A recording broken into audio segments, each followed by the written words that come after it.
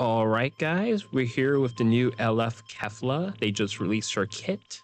I already been somewhat spoiled. She is green, which the more I think about it, I'm not annoyed that she's green, but I've just realized they kind of just hard counter the blue MUI. Like, he is struggling right now because he has to deal with the Part 2 LF Saiyan Saga Vegeta, the Ultra Namek Frieza, and now this character. So he is fighting an uphill battle. But yeah, let's read her kit real quick. Before I look, I just hope she does have some defensive utility. But yeah, let's see what she has. So strengths, unique gauge enables overwhelming power. Unique gauges start as a charge type, but once it reaches max, it will become a release type. While it's a release type, you will get a massive boost primarily to your offense with 40% damage buff and more. 2. Excellent evasive abilities. Get a boosted damage and restore vanishing gauge every time you use a strike or blast arts. Ooh, so kind of like IT Goku. I believe IT Goku has it for both blasts and strike arts cards. Plus, vanishing gauge will be restored by 70% when you perform a vanishing step. Toy for your opponents and take back your turn for offense. Okay. 3. Special arts that draw a Ulta. Wait, what? Oh, so she kind of has the LF Trunks effect that I think the first time he does his green, he draws a ult. I think during the Zenkai, they gave that a second charge so he could draw up to 3 ults in a game. Draw a ultimate arts one time, use it to deal big damage right from the start of battle. Having a blast battling powerful opponents with your exceptional speed and power. Yes, she is element green. Yes, I was told. Tags Girls Saiyan Universe 6 Batara, Super Saiyan 2, Fusion Warriors, Rival Universe, and Universe Rep. Okay, and is she buffs? Oh, so she's a strike-based character. Okay, I mean, that's actually for the best, probably. Unireps is primarily strike-based, so, and also Fusion Warrior is primarily strike-based, so that's probably for the best. So 38% strike, attack, defense, and then 18% blast attack. Unireps, Fusion Warriors, and Saiyans. Yeah, I was expecting it wasn't going to be girls. This is probably for the best for her, too, so. But yeah, I wasn't expecting it. Blast armor, her strikes, that's pretty good. Her blast arts restore health. Oh, that's pretty good when you're on a low area. They did mention this when they revealed the ground battles, that they're going to be implementing unique cards for characters when they're either in the sky or on the ground. So I think outside of this is the first character outside of the anniversary so far, and we're already seeing that. So that's pretty cool. Special move destroys 3 enemy cards on hit and even has a chance to inflict faint. Oh no, she's gonna be one of those characters. Okay. 30% special move damage on activation, cancel enemy attribute upgrades and buff effects. That's pretty good. I mean, okay, so this is good, but this is something you could do that's very niche, is if you have a character who has endurance null off of like a ult or a blue, or they're rushing, if you have the blue, you can, if she has endurance, of course, this will only work. You could activate her special move, and then she will cancel the enemy's buff effects. So her endurance, if she has it, won't be nullified. On hit, destroys the enemy cards and then inflicts enemy with faint. 30%. 30%? I was expecting maybe like 10 or 20. Oh yeah, okay. Green card, draw the ultimates arts one time only, plus boost the damage of the next strike / blast arts you activate by 50%. She draws a card, destroys a card, and draws like ults. Ultimate card, health by 10%, key plus 50. Next activated strike / blast arts damage plus 50. Oh, okay. Okay. I don't know if I like this actually. Oh, she does get card draw speed too. Hopefully that means she has baseline card draw speed. The reason why I'm not the biggest fan of this is it's only for one card and is also unactivated. So if you pop the green, and let's say you do a strike and the opponent vanish, you lose this 50%. And this is only for the next time you, or, oh, no, wait. No, it does specify damage. Okay, never mind. But still, that goes back to the second point I was saying, that I'm just not a fan of stuff like this, like one-time buffs. I would have much prefer she had like just 20 or 30% damage inflicted for like 15 counts. But yeah, not bad though. Pretty good green. Ult, give allies a permanent boost to special move and ultimate damage. Okay, so she has the LF Omega Shenron effect that when he pops his ultimate, I believe is 20% to special move and ultimate damage to allies. If enemy is Goku, then you get a permanent boost to ultimate damage and even nullify element disadvantage.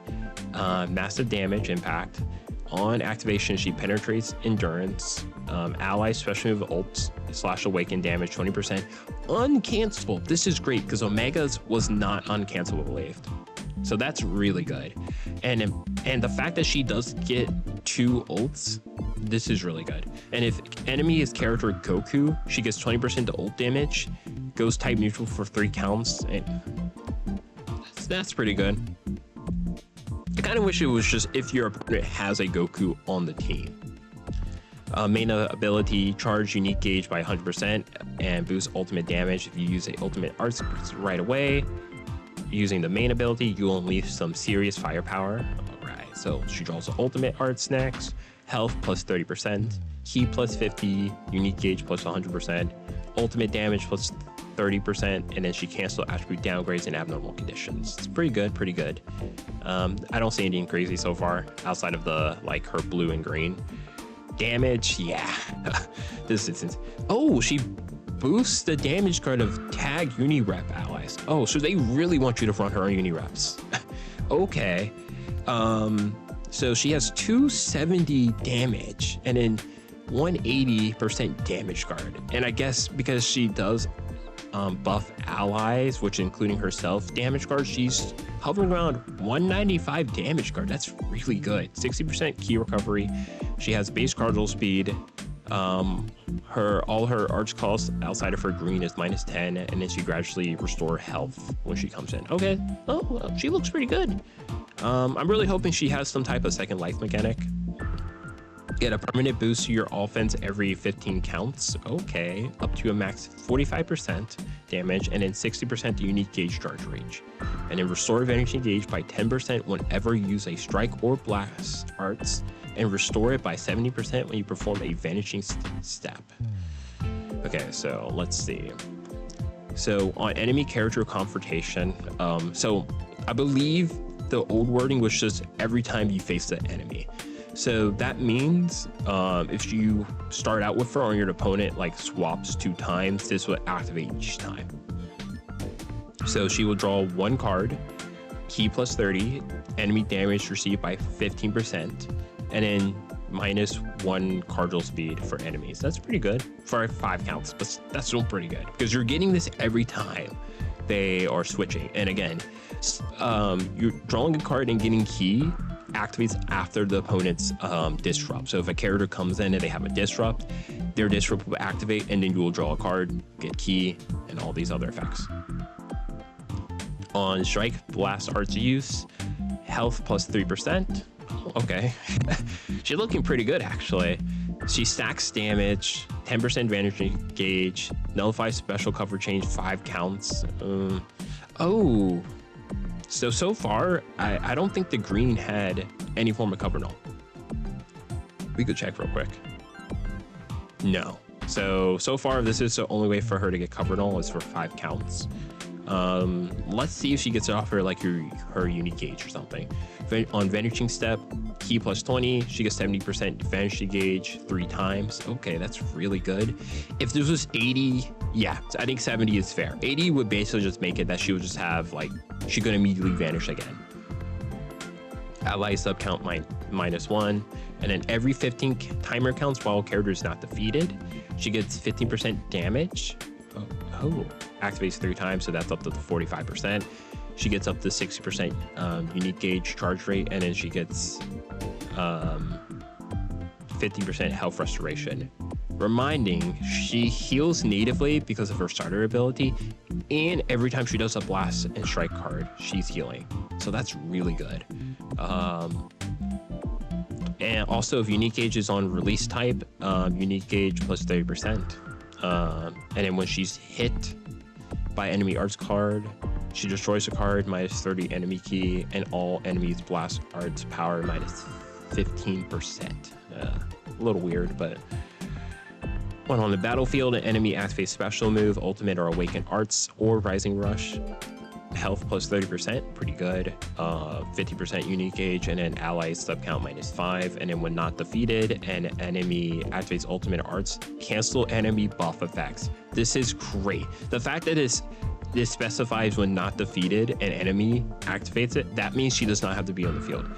Unireps, one of the biggest flaws was they had no real cancel buff effect characters outside of the old MVP 17. So this is really strong. I don't see any form of endurance or anything like that, which is unfortunate. It'd been really good if she had it. Yeah, I said this in the trailer. I assume it was a strike cover change. Also, I just realized, going back to the green card, yeah, it does look like the green card is a long animation. I don't know, it looked like a AoE honestly in the trailer, so I don't know why it was animated like that, but that's good. That is really good. Okay, and then let's unique gauge. Starts as charge type and then change to release type when it becomes full. While it's release type, you'll get a massive boost to your offense with buffs to damage, critical rate, and more. Okay, so she has the Ultra Cell unique gauge. And charge type, when unique gauge becomes full, she draws a card. 30 key, nullify special cover change. Okay, this is really good. Remove card slot seal. This is really good. I don't think there's any new characters that seal cards right now. I can't think of anyone. I guess technically the Go Frieza, because they got their unique equipment, they actually do seal it, I believe, when they're a dead ally. But and then while on release type, 40% damage. Okay, so she's at 270% damage, not including her stacking damage every 15 counts, her doing cards and stuff. So she's hovering around easily around 350% damage. And then 20% damage card. So yeah, she's over 200% damage card.